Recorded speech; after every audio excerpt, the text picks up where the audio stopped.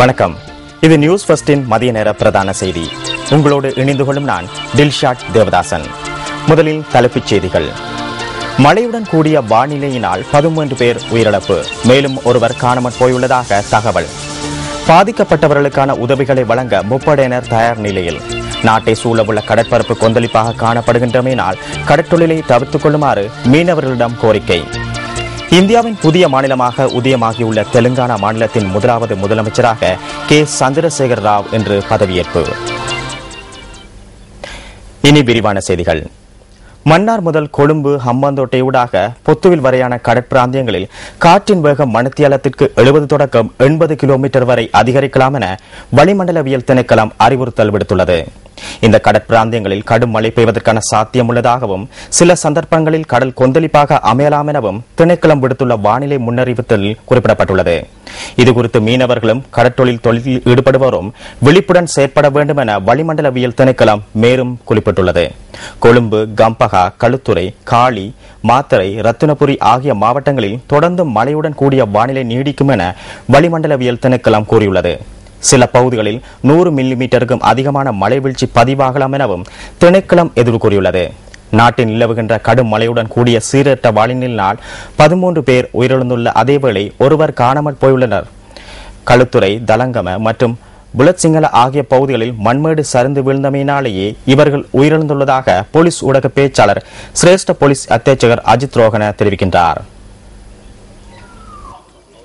தலங்கம அரங்கல தர்மாசோக மாவட்டத்தில் இன்று அதிகாலை 4 மணியளவில் மண்மேடொன்று சரிந்து விழுந்ததில் 2 உயிரிழந்துள்ளனர். சம்பவத்தில் 62 வயதான பெண்ணொருவரும் 72 வயதான ஆணொருவருமே உயிரிழந்துள்ளனர்.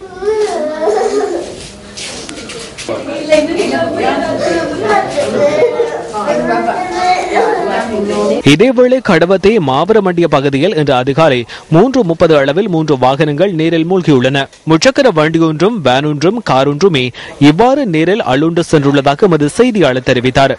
எவ்வாறாயினும் பிரதேசவாசிகளால் வாகனங்கள் மீட்கப்பட்டுள்ளன. ராகமை ரயில் நிலையத்தை அண்மித்த பகுதிகள் நீரில் மூழ்கியுள்ளதால் பிரதான ரயில் மார்க்கத்தினூடான ரயில் போக்குவரத்தில் தாமதம் ஏற்பட்டுள்ளது. ஒரு ரயில் மார்க்கத்தில் மாத்திரம் ரயில் சேவை இடம்பெற்றதாக ரயில்வே கட்டுப்பாட்டு நிலையம் தெரிவிக்கின்றது. இதேவேளை மலையகத்துக்கான ரயில் மார்க்கத்தின் பண்டாரவளை மற்றும் பதுளை ஆகிய நகரங்களுக்கு இடையிலான ரயில் போக்குவரத்துகளும் இதுவரை வழமைக்கு திரும்பவில்லை. தெமோதர மற்றும் உடுவர ஆகிய நகரங்களுக்கு இடையில் உள்ள 280வது மைல்கள் தொலைவில் கடந்த 28ஆம் தேதி மண் மற்றும் கற்கள் சரிந்திருந்தன.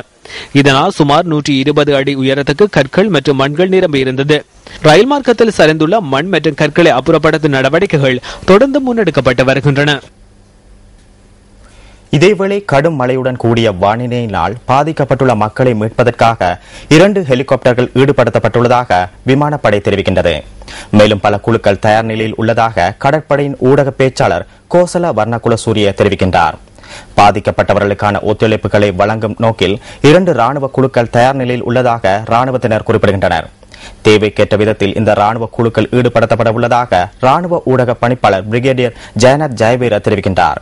இதேவேளை இன்றைய தினம் நாட்டின் பல பாகங்களிலும் 100 மில்லிமீட்டருக்கும் அதிகமான மழை வீழ்ச்சி பதிவாகும் என வளிமண்டலவியல் திணைக்களம் எதிர்ப்பு கூறுகின்றது. காற்றலைகளின் சந்திப்பின் காரணமாக நாட்டின் கொழும்பு, களுத்துறை, காலி, மாத்தறை, ரத்தினபுரி மாவட்டங்களில் கடும் மழை அல்லது இடியுடன் கூடிய மழை கிட்டத்தட்ட 100 மில்லிமீட்டர் அளவிலான மழை வீழ்ச்சி உண்டாகக்கூடும். இடியுடன் கூடிய மழையின் போது அப்பிரதேசங்களில் தற்காலிகமாக கடும் காற்று வீசக்கூடும். இடிமின்னலினால் ஏற்படும் சேதங்களை குறைத்துக் கொள்ள முன்னெச்சரிக்கை நடவடிக்கைகளை மேற்கொள்ளும்படி பொதுமக்களிடம் வேண்டுகிறோம். அத்துடன் மத்திய மலைநாட்டின் மேற்கு சரிவு பகுதிகளிலும் இடைக்கிடை கடும் காற்று வீசக்கூடும். இதேவேளை அனர்த்தத்தில் பாதிக்கப்பட்டவர்களுக்கான உதவிகள் உடனடியாக வழங்கப்படும் என அனர்த்த முகாமைத்துவ அமைச்சர் மஹிந்த அமரவீர தெரிவிக்கின்றார்.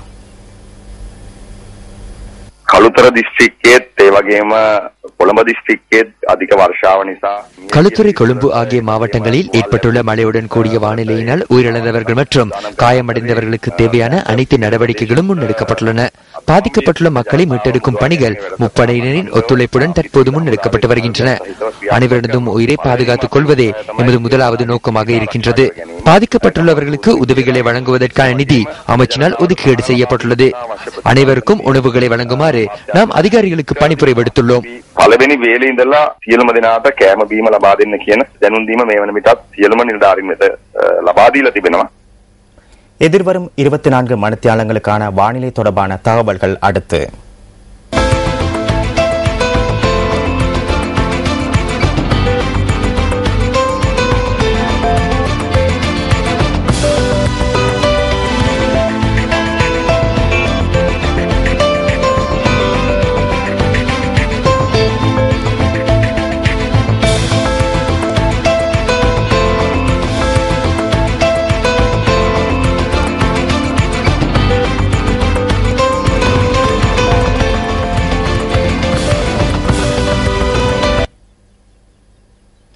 அரலங்கவில பகுதியில் இடம்பெற்ற வீதி விபத்தில் 3 உயிரிழந்துள்ளனர். இந்த விபத்து இன்று அதிகாலை 4:30 அளவில் இடம்பெற்றதாக போலீஸ் ஊடக பேச்சாளர் சிரேஷ்ட போலீஸ் அத்தியட்சகர் அஜித் ரோகன தெரிவிக்கின்றார். அரலகங்கில போலீஸ் பிரிவின் மாகுல்தமன பகுதியிலேயே இந்த விபத்து நேர்ந்துள்ளதாகவும் போலீசார் குறிப்பிடுகின்றனர்.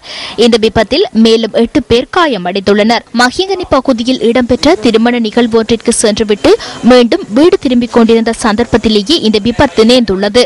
இவர்கள் பயணித்த ட்ரக் வண்டி வீதியை விட்டு விலகி மரமொன்றில் மோதுண்டுள்ளமையே இந்த விபத்திற்கான காரணமாக அமைந்துள்ளது. சாரதி நித்திரை கலக்கத்தில் வாகனத்தை செலுத்தியமை இந்த விபத்திற்கான காரணமாக இருக்கலாம் என போலீசார் சந்தேகம் வெளியிடுகின்றனர். இதேவேளை அன்றாதபுரம் சிராவஸ்திபுர அலுத்வேவ பகுதியில் ரயில் கடவையில் நேற்றிரவு இடம்பெற்ற விபத்தில் ரயில் கடவையில் உள்ள பாதுகாப்பு ஊழியர் காயமடைந்துள்ளார். இந்த விபத்தினால் குறித்த நபரின் ஒரு கையும் ஒரு காலும் இல்லாது போயுள்ளதாக போலீசார் தெரிவிக்கின்றனர். சம்பவத்தில் காயமடைந்த நபர் அனுராதபுரம் வைத்தியசாலையில் அனுமதிக்கப்பட்டு சத்திர சிகிச்சைக்கு உட்படுத்தப்பட்டுள்ளார். சிராவஸ்திபுர அலுத்வேவ பகுதியை சேர்ந்த 37 வயதான ஒருவரே இந்த விபத்தை எதிர்கொண்டுள்ளார்.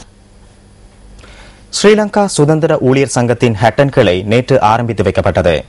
வெளிநாட்டு வேலைவாய்ப்பு மற்றும் நலன்புரி சேவைகள் அமைச்சர் டிலான் பெரேரா தலைமையில் இந்த நிகழ்வு இடம்பெற்றது. වතුකම්කරු ලක්ෂ දෙකකට වැඩිය මේ රට පුරාම වැඩ කරනවා. අපි වෘත්තීය සමිතියක් හැටියට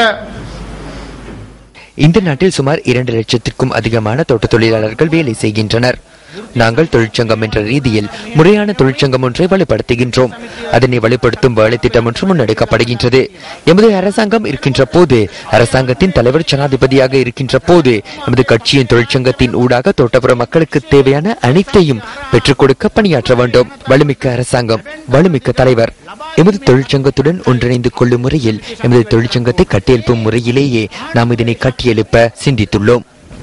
ආණ්ඩුවේ නායකත්වයේ ශක්තිය අපේ වෘත්තීය සමිතියටත් ගලාගෙන එන ක්‍රමයට තමයි අපි මේ වෘත්තීය සමිතිය ගොඩනගන්න ඕන කියලා අපි කල්පනා කරන්නේ.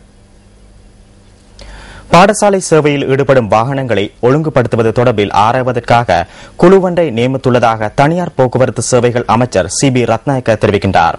இந்த குழுவில் 14 பேர் உள்ளடக்கப்பட்டுள்ளதாக அமைச்சர் குறிப்பிட்டார். குறித்த குழுவினர் தமது அறிக்கையை எதிர்வரும் ஜூலை மாதம் 31ஆம் தேதி தன்னிடம் ஒப்படைக்க உள்ளதாக அமைச்சர் தெரிவித்தார்.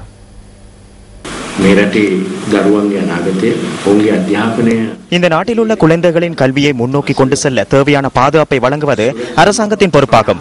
அதனாலேயே அனைத்து மாகாண சபைகளினதும் இணக்கப்பாட்டுடன் இந்த ஒழுங்குபடுத்தல் நடவடிக்கை முன்னெடுக்கப்படுகின்றது. அந்த நிறுவனங்கள் மற்றும் சங்கங்களுடன் கலந்துரையாடல்களை நடத்தி பெற்றோர்களுடனும் கலந்துரையாட குழு தயாராக உள்ளது.